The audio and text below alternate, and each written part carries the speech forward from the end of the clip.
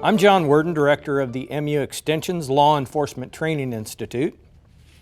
So what do disasters have to do with health? Connie Burnham and Jeff Briggs join us today to discuss how disaster preparedness planning can protect community health and support resilience and recovery. Why does this matter? As many of you know, the southeast part of our state sits on the notorious New Madrid fault line that in 1811 generated what remains to this day the most powerful earthquake ever to hit states east of the Rocky Mountains. Connie Burnham is a state emergency management specialist with MU Extension's Fire and Rescue Training Institute, and Jeff Briggs is the earthquake program manager with Missouri State Emergency Management Agency. Their presentation, When the Mighty Mississippi Ran Backwards, the history of earthquakes in the New Madrid seismic zone, will help us to see how disaster preparedness and emergency planning support community health, resilience, and recovery. If you have questions, please enter them in the chat box and we will take those at the end of the presentation. And please remember to fill out the evaluations for this session. Thank you.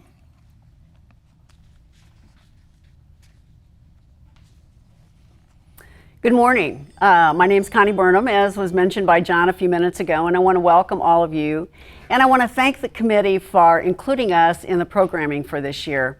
Before I turn this over to Jeff Briggs, I thought I would give you a little basic information about emergency management. I think it's important for all of us to understand how we get to where we're at this point. So disasters, of course, have occurred for all of the years before FEMA was even established. And there were other programs that were developed in order to accommodate communities as they were in the recovery phase. But then it became very cumbersome and overlapping and probably pretty ineffective. So they decided that they needed to establish a government program that would take care of all disaster activities. So FEMA was established in 1979. And that agency then developed the National Emergency Management System. Now, when FEMA started, it was a very small agency, but has grown greatly within the last 30 years. And so we see them active in a lot of different things that we wouldn't have thought that FEMA was going to be involved in. It covers all hazards, and so that's why Jeff's here, because he's going to tell us about the New Madrid and how earthquakes affect us. And then also, we're right in the middle of one. We're in the middle of a pandemic, so we're in the middle of the response to it, the recovery, the mitigation, the preparedness for the next steps. So, you know, this is very, very important for us to understand how this all works together.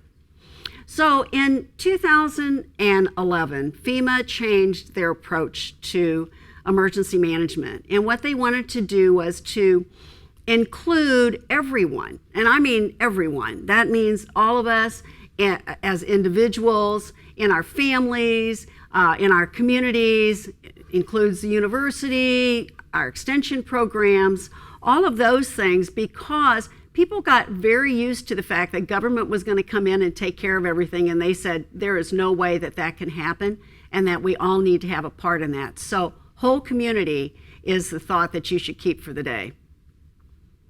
So all disasters start at the local level, and they're handled by local agencies. So you have fire and law enforcement and EMS and hospitals and public health, and you have government, city and county. Everybody participates in that. And if there's a disaster, and they take care of it. If it goes beyond their capability, then they'll reach out to the state, and the state can reach out to the federal government through FEMA for assistance. So more disasters are declared than declared. And that means that there's not going to be a federal declaration that brings in money to help repair roads and bridges or schools or help individuals, because it doesn't rise to the threshold.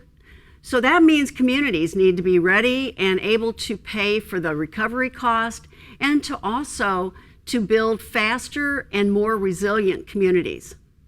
So that's what whole community does. It leverages the knowledge and the experience of all the stakeholders that you have in a community. So what's Extension's focus? So this year, again, health and wellness. So it took me a while to figure out, how does a healthy community build resiliency in the event of a disaster? Because usually we don't think about that in our emergency management world. But as I did think about it, I thought, if we can keep our communities healthier, then when there is a disaster and people need medical attention, there won't be a competition for medical services, because people will be healthier. They won't be in the hospitals. They won't be needing some of the other services that will be needed. So Extension, whatever we can do in any of our programming, we need to consider this always as something that will be helpful to all of us, no matter what we do. So how can we do that? Extension was awarded a USDA grant, and it's focused on the New Madrid seismic zone. And it runs for 2 years. And it includes Missouri and the 7 other states that are involved in the New Madrid. And it also includes a relationship with the Missouri State Emergency Management Earthquake Program, as Jeff is here to testify to here. So the goals for that grant are, the first thing is develop and implement a preparedness toolkit for those that live in the New Madrid seismic zone and across the nation, because others can use this. And these are some of the categories that we're going to be working with, but there's others that are out there that we will also work with. The second part of that is, and this is probably the most important one, is to develop a public awareness and educational campaign. We can develop all the resources in the world, we can have all the best programming, but if it never gets to the people that really need it, then it will not be effective. And that is one of the things that we really need to work on. The second part of that is that we will build an extension planning, training, and exercise program, and so we can train our extension professionals. And this can be, again, across the nation, because we want to make sure that if we are going to be a part of emergency management, we need to understand that system. And so therefore, that will hopefully accomplish that. So here's my contact information. Some of you know who I am and you know how to get hold of me, and some of you don't. And if you don't, here's my contact information. Please reach out. I am available by phone or by email. I would love to have conversations with others that will like to get more information about this. Connie, thank you. And let me start by introducing myself. And it's a privilege to be here with you today, here at the MU Extension, and all the folks who are doing all the great work here. My name is Jeff Briggs. I'm the Earthquake Program Manager for the Missouri State Emergency Management Agency. And while we're swapping the slides around, let me tell you that I'm thrilled that Connie reached out to me, told me about the grant that you guys are receiving to work on the New Madrid seismic zone. This, what this now amounts to really is that the MU Extension and the other states that are going to, in the seismic zone, that are going to be working on this grant, have become partners of mine and partners of the Emergency Management Agency in Missouri and all the surrounding states, which is terrific, because for years, and our efforts continue, awareness and understanding of the New Madrid seismic zone, the risk and what people can do about that, is really fundamental to what we do at the Emergency Management Agency here in Missouri. And to have you guys come on as partners and to work with us on the planning and the outreach and all those sorts of things is going to be a big help to us. So that's terrific. I'm glad to see that for at least the next 2 years, you've got a grant program and you've got some people who are going to be working with us to help us address this risk. So fantastic, and I'm happy to be here with you today to talk a little more about that. So you've got the grant in place, you're going to be working with us. So what is it we're going to be working on? It might be a good idea to talk a little bit more about the New Madrid seismic zone to understand the risk and to go forward together understanding where we're at, what it looks like underground, what the history is, and what we can do together to prepare and address this risk better. So the first slide you're looking at is the New Madrid seismic zone. If you're not familiar with it, it is the most active seismic zone in the U.S. east of the Rocky Mountains. If you live in southeast Missouri, you've certainly felt shaking from time to time. If you don't live in southeast Missouri, you may have felt some shaking. Becomes a little less prevalent as you get farther away from the boot heel. However, it is an active seismic zone, which some people may not realize. Even now, we feel about 200, it averages a little over 200 felt measurable earthquakes per year. Now, a lot of those are too small to be felt, but what we know is it's active and it's ongoing. So that map shows where that is, and those dots are just some examples of some of the larger ones that have happened historically. Now, John mentioned in his open that in 1811 we had one of the largest ones in U.S. history, which is certainly true, but it wasn't the only one. And this is important because when seismologists and geologists look at the history, then they know that this is what this seismic zone is capable of. And the experts tell us that if there are large ones that happened historically, then it's likely only a matter of time before large ones happen again. And that's why it's critical to understand the history, because that's how we know what we need to prepare for. Because one of these days, it's likely that we're going to see additional very large earthquakes. And of course now, it's much more populated than it was a little over 200 years ago. But in the winter of 1811 and 1812, there were a series of some extremely strong magnitude earthquakes that happened right here in our backyard. Magnitude is how you measure the energy release, the power of earthquakes. Anything over a 6 is pretty big. Anything over a 7 is enormous and is felt regionally. These there were 3 that were enormous that happened in 1811 and 1812, estimated at a magnitude around 7.5, which made them some of the largest in U.S. history. Damage was felt as far away as Charleston, South Carolina, all the way to the East Coast. Shaking was felt all the way to the Canadian border and to the Mexican border. It was felt when there was damage reported in Washington, D.C. The damage and the shaking was enormous, to give you some idea of the breadth of a disaster like this. A few more examples. The map shows how far the reach went. Church bells rang in Charleston, South Carolina. The brand new U.S. Capitol that was just built was damaged. And that was, many hundreds of miles away. The shaking was substantial enough to damage the new U.S. Capitol. Sidewalks cracked in Cleveland. Felt as far away as Canada and the Caribbean. And we'll talk a little more about why this happens here in the Midwest. But the damage will be felt far and wide when great New Madrid earthquakes happen. So this map, I think, is interesting. And it talks about, and you can see the president of the time was James Madison. And the Library of Congress, they found some writings from him to his friend and the previous president, Thomas Jefferson, that talked about how he could feel it in Washington, D.C. It indicates how it was felt here this morning. Rather stronger, I think it's interesting, rather stronger than any other preceding one. Lasted several minutes. So in D.C., they felt more than one earthquake, and they felt the shaking for several minutes. And we know that the new U.S. Capitol in D.C. was damaged by this earthquake. So if they felt it hundreds of miles away on the East Coast, you can only imagine what it must have been like here in southeast Missouri when these major earthquakes hit. The shading shows how far it was felt. The intensity of the color shows that the damage and the shaking was tremendous in southeast Missouri, but it dims and is felt lesser as you get farther away. But note that the color extends all the way throughout the eastern half of the U.S. Interestingly, there's no shaking shown on the western half of the U.S., but that's not because there was no shaking there. It simply reflects the times. There were no scientific instruments, no seismometers in place 200 years ago, so you're not able to measure the shaking. So that map you're looking at was obtained from newspaper articles at the time, from letters people wrote, from journals people had that showed how strongly it was felt. And of course, in 1811, there weren't many English-speaking people living west of the Mississippi River. So that's why you're not seeing the color shading there. It reflects the history. But certainly, the shaking was felt far and wide in every direction in 1811 and in 1812. So what exactly happened? It's important to understand this because the experts say that what happened then is likely to happen again in the future because these earthquakes tend to repeat themselves at intervals. So this is one of the ways we use to help understand what to expect and how to prepare. So,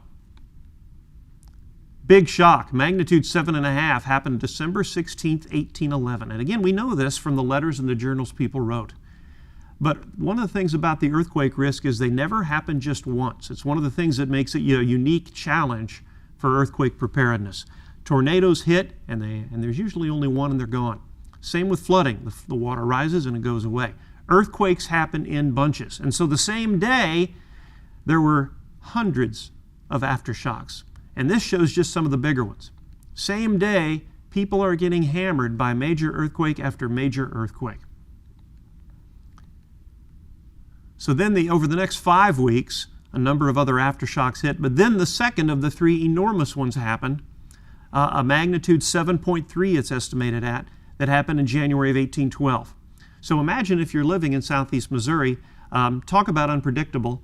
How do you know when it's safe to go back to your home? How do you know when it's safe to rebuild or to try to resume your life? It's very difficult because the aftershocks keep coming. You may rebuild your home or your business, and there may be an aftershock that comes and damages it all over again. And this is a reality that we have to understand and prepare for when we talk about the earthquake risk. The shocks are going to keep on coming.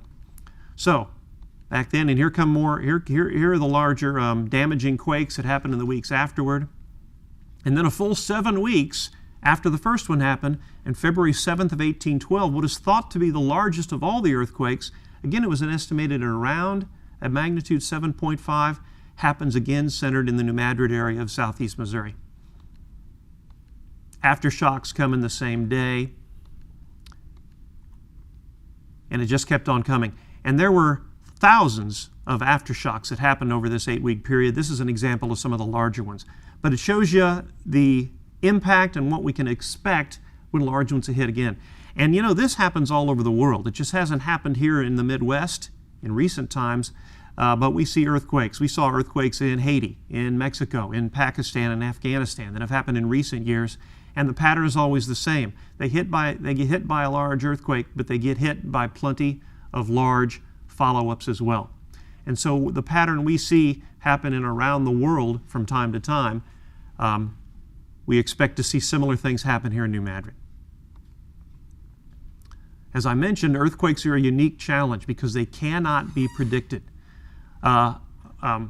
Floods, you've got time to prepare. And in recent years, we've gotten pretty good about giving people some warning of when tornadoes are coming. You usually have a few minutes to go seek shelter. Earthquakes, a unique challenge among natural disasters, they occur without warning. The scientists have not figured out how to tell when an earthquake's going to happen. The best they can do, they're working on some early warning systems that give people a few seconds of warning in some parts of the world, but that's not the same as a prediction. The risk is, the challenge is, you don't have time to go on the radio and say, hey, an earthquake's coming. Everybody, you know what to do. Everybody prepare. It's not going to happen. We're going to talk a little later in this presentation about things you can do to prepare for an earthquake and what to do when the shaking actually starts. And that is critical when you're preparing for earthquakes because, again, it's unique. It occurs without warning. You have to know what to do before the shaking starts. So what are the odds? People always want to know this because the last time we had really enormous earthquakes was a little over 200 years ago. So some people might say, well, it's been a long time. Maybe it's something we don't have to worry about. Others might say, well, it's been over 200 years since we've had huge ones. Maybe we're overdue. Well, unfortunately, the seismologists and the geologists don't have a precise answer to this question. But they do know that it's active seismic zone, and they understand the history. So the best they can give us is an estimate of the risk. And you're seeing there what their estimate is. A 25 to 40% chance of a magnitude 6 or larger in a 50-year window of time. Now, magnitude 6 means there's going to be substantial shaking and damage in southeast Missouri and in the areas touching southeast Missouri. There will be shaking felt but no damage in a much larger area. But there's also a 7 to 10% chance of a magnitude 7 or larger in a 50-year time period. Now that is significant because now we're talking about the damage we saw 200 years ago. That is enormous damage and shaking in the immediate impact area. And as you saw on the maps earlier, there will be shaking and damage throughout much of Missouri, throughout much of the region, and shaking felt throughout much of the entire U.S. So, what does that mean in terms of what is going to happen? Hard to know. That means it may happen tomorrow, it may not happen for 100 years. It's hard to predict, in fact it's impossible to predict, but these percentages tell me that the chances are substantial enough and the seismic zone is active enough that we know the risk is coming, we know the threat is here, and it's important to prepare.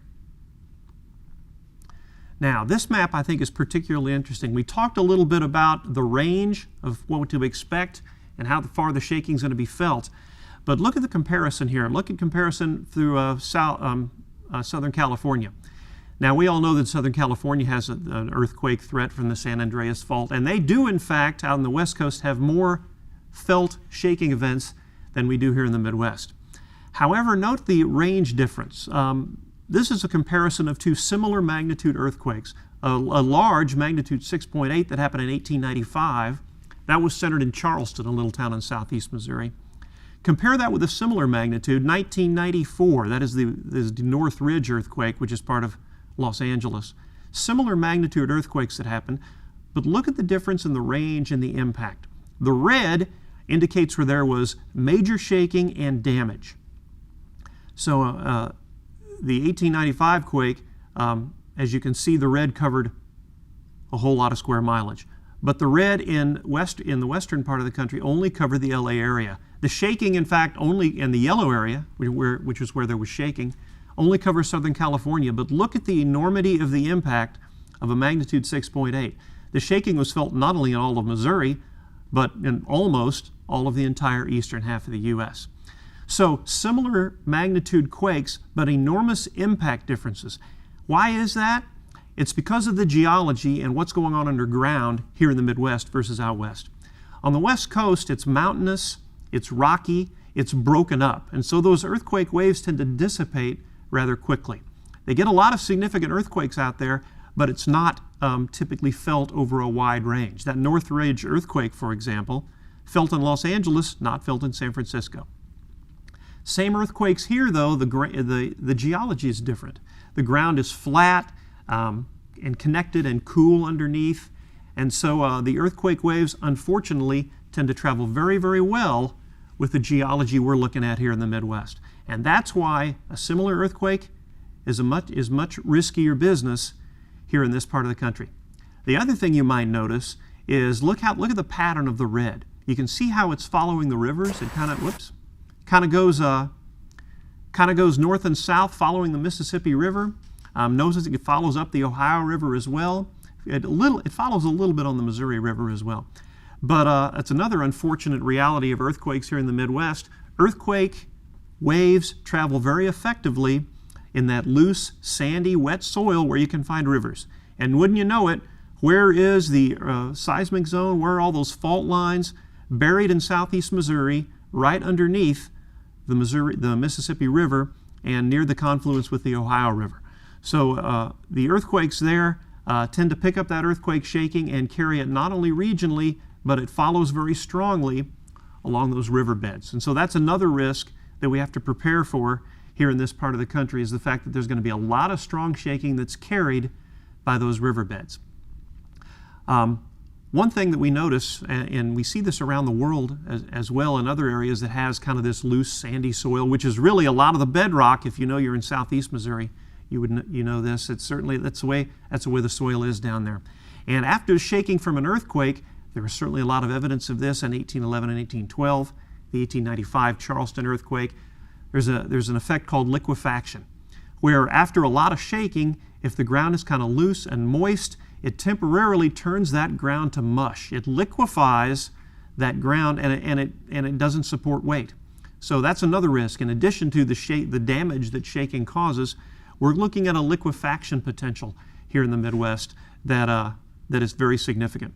So this little video I want to show you illustrates what liquefaction looks like. It was put together by a geologist in Christchurch, New Zealand, which is another area that has very similar soil to what we've got here in the Midwest. He scooped up some soil that's typical down there and he put it to the test, and you can see what happens. So this is the liquefaction out the back. Dug it out, so you can see across the rose bed all the sand has just come up out of the ground, and I've got a wheelbarrow full of it at the moment. It looks quite solid. So you'll see this re-liquefy as we go back out to the driveway, particularly as we drive across the cobbles on the driveway.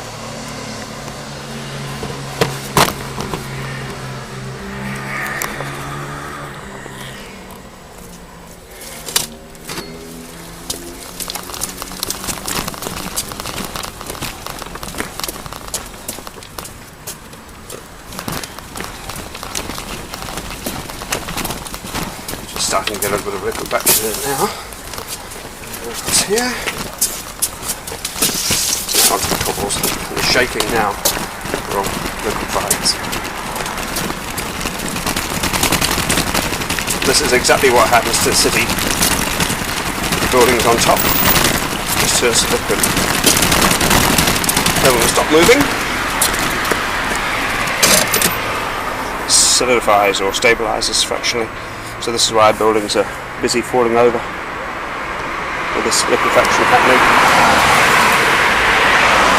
from solid to level liquid.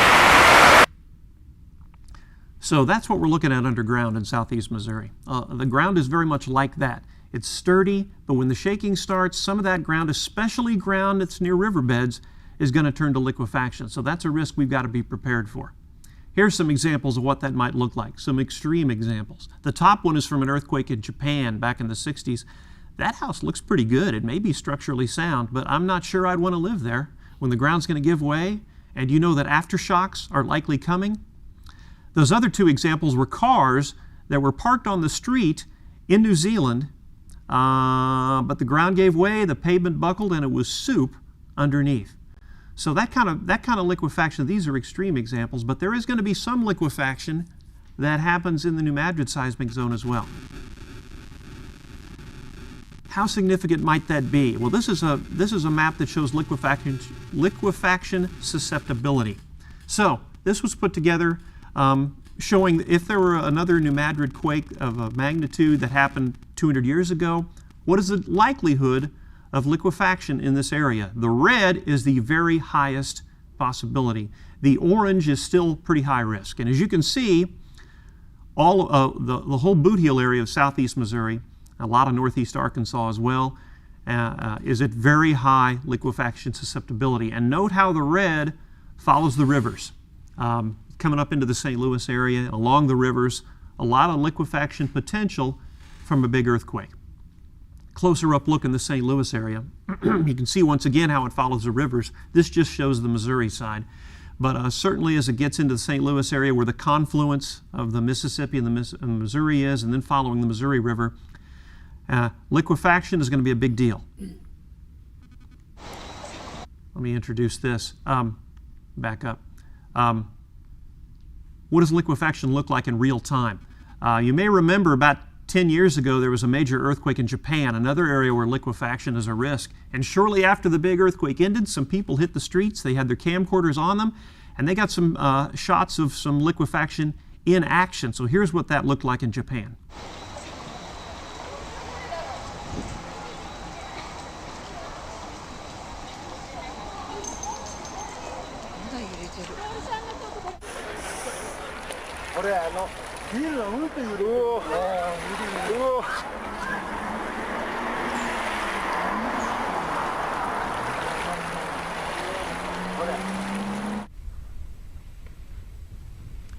Note the pavement is intact, but it's mush underneath, so you can see the movement.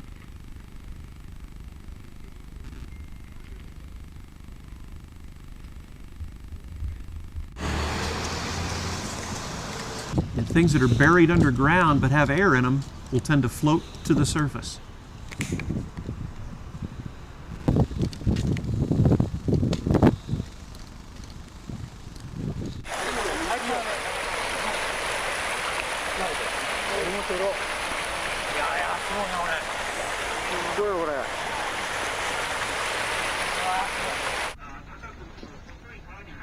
Again, there's that solid pavement with mush underneath. Can you see the movement?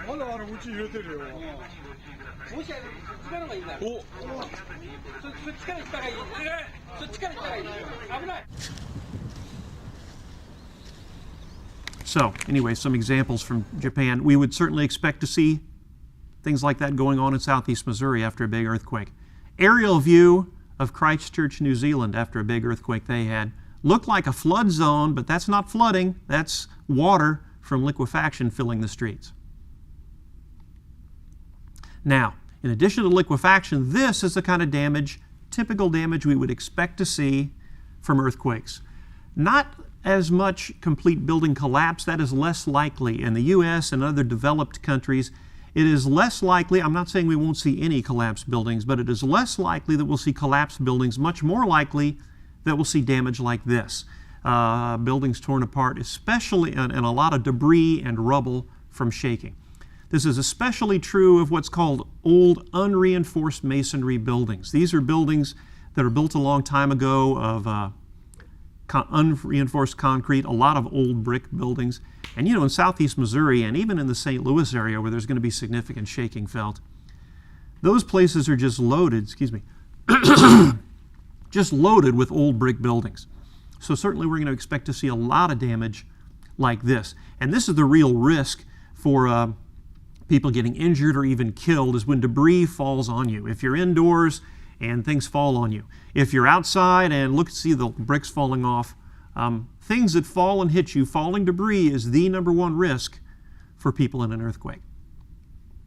So if you think about the liquefaction risk, you think about the fact that there are aftershocks that just keep on coming, and you think about all the damage from the shaking that falls of the debris, you can see how it's a challenge to rebuild. An aerial shot, a Google Earth image of Christchurch in 2010. Big earthquakes hit the next year. So look at the same shot several years later. Can you see the difference there? Here again, here's the before, and here's the after. There was so much damage and so many continual aftershocks that people simply decided it wasn't worth it to rebuild. People left, moved away, built elsewhere. We expect to see some of that, especially in southeast Missouri as well. It's going to be very difficult to rebuild in some areas where there's a lot of aftershocks and a lot of liquefaction. Earthquake insurance. Let me touch on this briefly. It's very important to the people, and maybe people don't think about it. Earthquake insurance does not automatically come with your homeowner's insurance. It has to be purchased separately or an endorsement. And that is becoming very difficult to get. Over the last 15, 20 years, all the insurance companies have taken a look at the earthquake risk, and they've determined that it's very significant, and so they have greatly increased the premiums for earthquake insurance in this area. If you'll note in that bullet point, only 12.7% of homeowners in southeast Missouri have earthquake insurance. Why is that? It may be because some people don't realize that it doesn't automatically come. But what we've noticed is of the last 20 years or so, the amount of people that have earthquake insurance has dropped dramatically.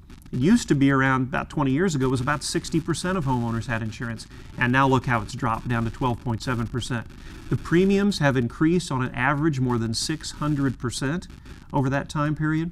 And that's for an insurance policy that typically has around a 20% deductible. So there's still going to be a lot of cash out of pocket to rebuild your home.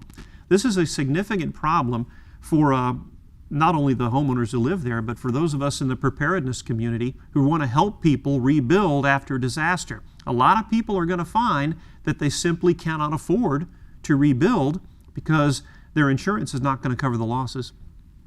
And it just compounds the issue they're going to have rebuilding in southeast Missouri. Even if they feel comfortable doing it, they may not be able to afford to do it. Now at SEMA, we're working with FEMA and with private insurance companies to try to bridge that gap somehow. We're trying to work on innovative solutions and working with the industry to figure out ways to make insurance more accessible and more affordable. But we've got a lot of work to do there because that's a big, big gap right now. So if you think about the New Madrid Seismic Zone Center down in the Boot Heel, and you think about the type of geology we've got to deal with, here's some estimate of shaking intensity. What might it feel like where you live if a big earthquake from 200 years ago hits again? Here's the best estimate the geologist gives us. As you can see down in southeast Missouri, where the red color is the most extreme and violent shaking. Certainly down there in southeast Missouri, you're right on top of the fault, you're right near the Mississippi River. Expect enormous damage there. And really throughout the Boot Heel area, You're seeing that Roman numeral 9, the orange color, still very violent, strong shaking. But notice, this is not just a Boot Heel issue, this is an entirety of Missouri issue, because the entire state is covered at least in, which is the dark green, which is the 6, which is strong shaking. So throughout much of Missouri, the dark green means, although you may not have significant damage from a New Madrid seismic zone earthquake, you will feel shaking. You know, we talked earlier about how the shaking travels very effectively. There will be shaking felt throughout Missouri and throughout the region from a large New Madrid seismic zone earthquake. And look at the whole southeast quadrant of the state. That lighter green is where the shaking is getting pretty strong and we're starting to get some damage. Now that includes, notably, the St. Louis area. That's a long ways away from southeast Missouri, but it's along the river and it's still in that area where there's going to be substantial shaking and some damage. So the St. Louis area, where of course a whole lot of people live, and there are a whole lot of unreinforced masonry buildings, is a real risk, and it's an area we certainly want to target with our outreach and preparedness messages. Okay, you know, the title of this presentation was When the Mississippi Ran Backward, and some people say, I heard that that actually happened. Is that true? Well, the geologists say yes, it actually did happen temporarily. They looked at the geology, they looked at the writings from the time, and this is how they explain it. I think this map or this illustration is good. That's what you're seeing at the top of the screen is a bend in the Mississippi River down in the Boot Heel. The very tip top of that bend is the little town of New Madrid. Well, what happened in one of the big earthquakes a couple hundred years ago was that red marked area actually rose up and created a temporary dam that blocked the flow of the Mississippi River. And so it blocked the flow and it diverted the water down to the south. You see that little lake down in the tip of the picture? That's Real Foot Lake. Maybe some of you heard of that. It's a big 15,000, 20,000 acre recreational area in western Tennessee. 250 years ago, that lake did not exist. That was simply a low spot. But the divergent water that the earthquake created from the Mississippi actually filled up that low-lying area and created Real Foot Lake. That same blockage also caused the water to back up and flow backwards temporarily in the Mississippi River. Journals and letters from the time and newspaper articles described what people saw as temporary waterfalls and the water flowing backwards because of that blockage in the Mississippi River. This is a great illustration, I think, of the enormous power of these big earthquakes. Not only will it affect the millions of people that live in the area, but it will permanently change the lay of the land down there as it did 200 years ago. I show this map. You know, we talked about the big earthquakes before. This actually identifies 4 large ones, 2 of them that happened the same day. We've talked about this before, but I show this map because of all the little red dots. And those little red dots are what geologists identified as aftershocks that happened in the wake of these big earthquakes. So imagine the level of activity, and for months afterward, these aftershocks were relentless. We expect to see that again one of these days when big earthquakes hit. And it's going to make recovery and simply feeling safe living in southeast Missouri very, very difficult. So, what's the impact? This is an estimate based on some modeling that we worked on with FEMA, and it gives an estimated impact. This is not just Missouri, this is the 8 states, the whole region surrounding the New Madrid seismic zone. Some very significant numbers here. I've circled some of the most prominent.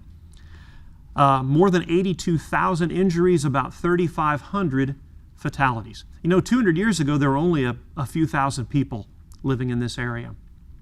So the impact to human life was minimal simply because there weren't many people there. But now there are millions of people living in the impact area, so the impacts are going to be enormous. Lots of injuries and fatalities. And look at the impacts to households and water and power. We're looking at almost 2.5 million people losing power day one, and more than 1 million people without water. And with all the aftershocks and all the damage, it's really difficult to say how long people are going to be without power and water, but it could be a significant length of time. We encourage people to be ready. We call it 2 weeks ready.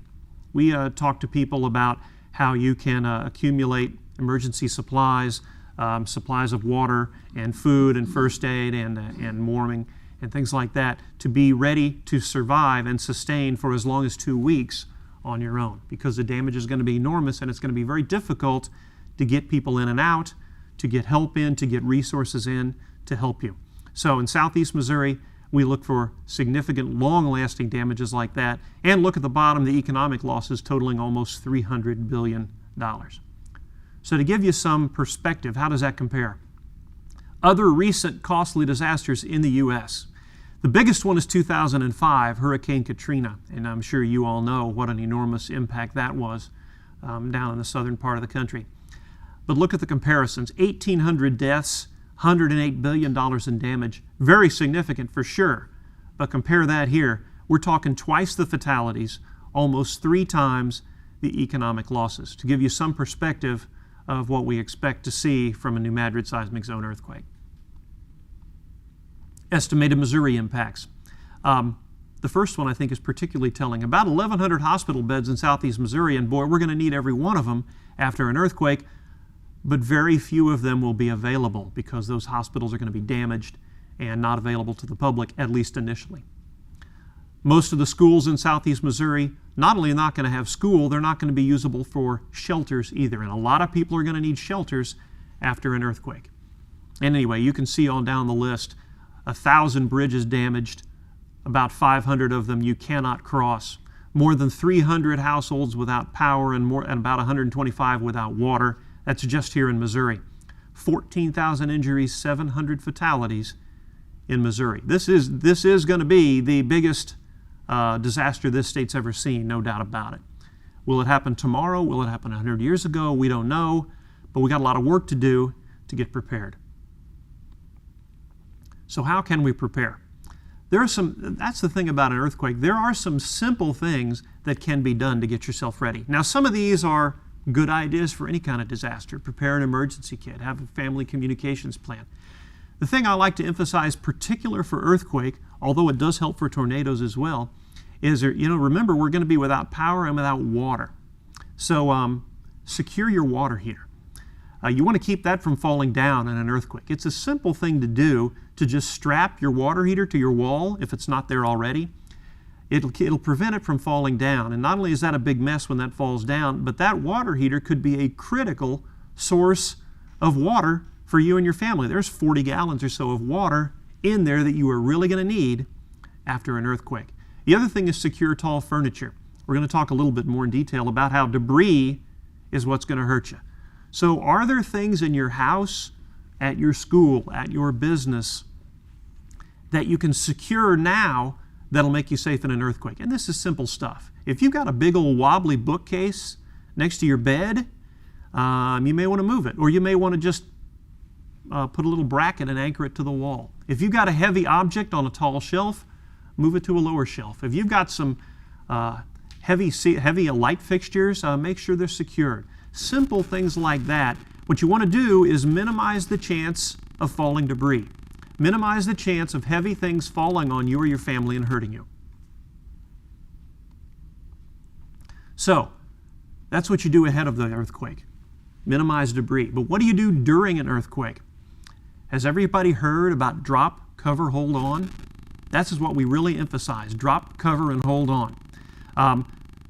Some people will think you may want to run. When the shaking starts, run outside, run away from the shaking. Well, you can't run away from the shaking. The shaking's everywhere. And when you run, you're simply exposing yourself to either getting knocked over or to debris falling on you. So the best thing to do is to drop to the floor and take cover any way you can. If there's something you can get under, a table or a sturdy desk, that's ideal. Get under that and protect yourself. If not, try to step away from anything that might fall on you, get to the ground and cover yourself up. Cover your head and neck with your arms. And then hold on to whatever's protecting you until the shaking stops. We call that drop, cover, hold on, and that is the thing to do to protect yourself. There are old wives' tales about getting in a doorway. Not a good idea. Not only do doorways not protect you from falling debris, but what's in most doorways? It's a door that's going to be swinging and may hit you. So don't run, don't get in a doorway, drop, cover, and hold on. So this is a little video. Pretend you're in this room. It's a small room. Where would you go to protect yourself?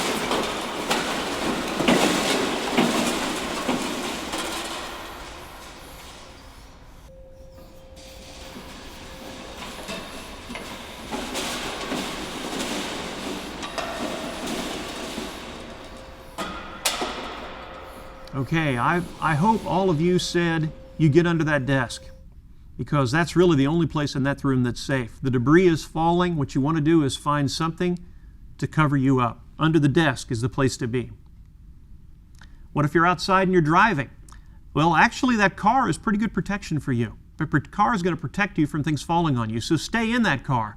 But pull over to the side of the road, slowly and safely. Don't park under anything that might fall on you. Stay away from utility poles. Do not park under a bridge. So pull over to the side of the road in an open area and stay in your car. If you're outside, just drop to the ground and cover yourself. It's actually good if you're away from debris. So that's actually a good place to be. Just drop to the ground like those kids in the picture and cover yourself up. So what do you do after the quake hits? If you've prepared and you've minimized and you've moved objects that might fall on you, if you've dropped, covered, and held on, you and your family are safe. Now, a lot of these tips are similar for other disasters as well. Find your family, check for injuries. Call 911, but only if absolutely necessary, because 911 is going to be clogged. Cell phones, by the way, cell phone towers may not survive. It's going to be difficult to make cell phone calls. Try if you have to. Interestingly, a text message takes much less bandwidth, much less likely to go through than an actual voice call. So text might be a good way to go. You may have better luck with that. Listen to a news if you have a transistor radio and the power's out for the latest emergency information. And critically, and this is unique to earthquakes, be ready for aftershocks. I can assure you aftershocks are coming. They may be in a minute, it may be an hour, it may be in a day. They may be small, they may be large, but aftershocks are coming. Now, I talked about drop, cover, hold on. Has everybody heard of the shakeout earthquake drill? This is the biggest single outreach effort we push here at SEMA every year. Now that you're our partners, maybe you can help us push it as well. We have about 500,000 people a year participate. And this is good timing for this presentation. It's always the third Thursday in October, which means it's October 21st this year. That's in only 2 days. It is not too late to sign up. We want everybody to participate and to practice drop, cover, hold on simultaneously. We will do it at exactly, see the calendar says 10:21, so we'll do it at exactly 10:21 a.m. this Thursday, October 21st. It'd be great if you're already signed up, fantastic. If not, please sign up your organizations, your families, your businesses, your schools. Go to shakeout.org. It just takes a couple of minutes to register, and then you can participate along with us when the drill comes. Okay, so let me leave you with this.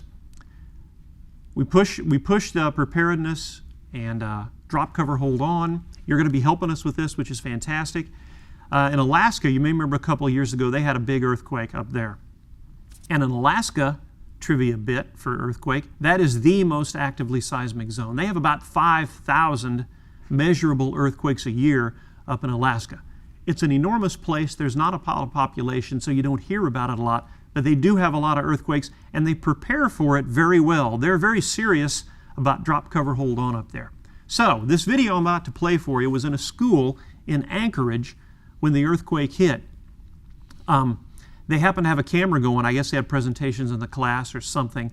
But this is a great example of how to do it. When an earthquake hits and you're prepared, this is good stuff. Don't let yourself be convinced to do something that you know is bad. And then Ian finally just shared with us.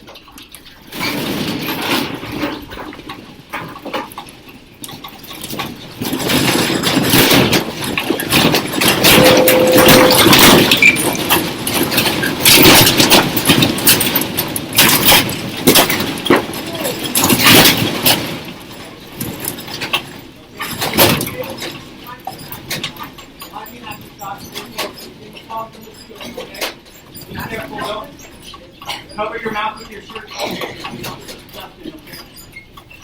Everybody okay? Yeah. Okay, stay underneath. Stay underneath. So that's what we're trying to get to. Those kids were great.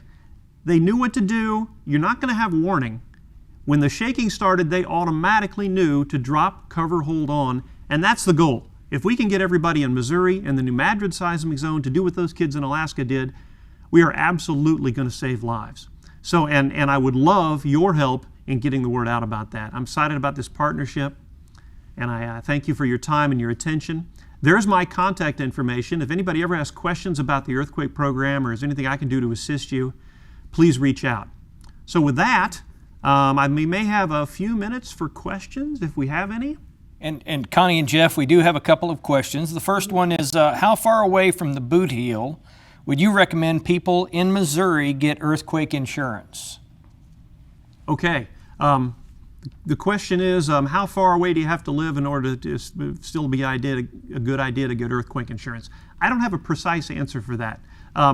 But good news is, the farther away you get from the boot heel, the more affordable earthquake insurance becomes. So if you live in St. Louis, for example, I would absolutely recommend earthquake insurance for everybody living in the St. Louis area. Earthquake insurance is much more affordable there, and there's still a significant risk for shaking. If you live anywhere in southeast Missouri, as we saw on that map earlier, there's certainly an earthquake risk, and it's a good idea to be prepared. I would say earthquake insurance for anybody in Missouri is certainly a good idea. The farther away you get from the boot heel, the less the risk is, but the more affordable it's going to be as well. So I'd suggest you just call your insurance agent and see what it costs. And the closer you live to the boot heel, the better idea it is. But certainly in the southeast quadrant, including St. Louis, it's a very good idea. Thank you. And then we have another question. Are there any codes or laws being passed to require earthquake proofing of new buildings and or retrofitting of old buildings? The question is about are there laws or codes being passed that require earthquake proofing of new buildings or retrofitting of older ones? And the answer is a bit nuanced. There is no statewide building code in Missouri. Some states have that, Missouri does not. However, there are some local codes that require some seismic building efforts to be done. And of course, those are going to vary. In some of the cities, there are some there, but in some of the more rural areas, there are less likely to be building codes. A lot of newer buildings that get built are certainly to a higher standard. They got more reinforcing steel in them, and they are more likely to be earthquake resistant. Generally speaking, new construction within the last 20 or 30 years ago are going to be much more seismically resistant. There's no such thing as earthquake proof, but they're going to be much more earthquake resistant than older buildings. But in terms of a statewide building code, there is none, but there are some codes that vary by jurisdiction. And then we have another one. You mentioned the importance of resilience for a community's long-term recovery. How can disaster preparedness affect resilience? What do you think, Connie? Is that me or you? You can take a stab at it, and I'll think about it as well. Sure. Well, preparedness is crucial, and this goes beyond just earthquake as well. Preparedness is crucial for any disaster. Right. You know, some of the examples we talked about, if people know what to do in a tornado, do you know to go to the basement or get to an interior room? For an earthquake, do you know to drop, cover, and hold on? Are there things you can do to secure your residence to keep from things falling on you? All of those things are example of preparedness that makes us more resilient. Because resilience is simply how quickly are we able to get back to safely living our lives after a disaster. There are lots of things we can do to prepare ourselves to be more resilient. So there's a start, Connie. Oh, I was going to say, I agree 100%. I think this whole preparedness of our homes and of our families are a real start to trying to get us better prepared for something like this, no matter what it is. I mean, if we're better prepared for one type of event, we'll be ready for another one. And so we definitely need to work on that. And that's part of what this grant's supposed to do, is to try to get more people prepared for themselves. As an example, a lot of these earthquake things we're talking about, these are a good idea for any disaster, especially tornado. You know, more people are more familiar with the tornado because we see it more frequently than we do earthquake. A lot of these tips are great for tornadoes as well, securing securing things that might fall on you, bolstering the water heater, having an emergency kit, being up to 2 weeks ready with food and water. These are great tips for disaster preparedness in general. The real risk, if I could elaborate, I don't know if you have any more questions, if I got another minute or two, if I can elaborate a little on this, the real challenge for me, and really the challenge for all of us as we work together on this grant program, is earthquake risk. Although, as we've seen, it's the largest single risk to the state in terms of potential of damage from a natural disaster, it's also the one that we've seen least frequently. So people tend to put it to the back of their mind. So, most people in Missouri have not lived through a big earthquake. And so, but they have seen floods, they've seen or at least heard about tornadoes, they've lived through winter weather. They're more familiar with these type of disasters. So there's a challenge to getting people to pay attention to the earthquake risk because they haven't lived through it. So, my message in this presentation, and I'm hoping a lot of the folks who are working with me on this grant are going to help as well, is to break through that apathy that people have and let them know that you may not have lived through an earthquake lately, but boy, get ready. It is going to happen one of these days, and if you are around when it happens, being prepared and being ready for it is going to be absolutely critical. It may very well save some lives.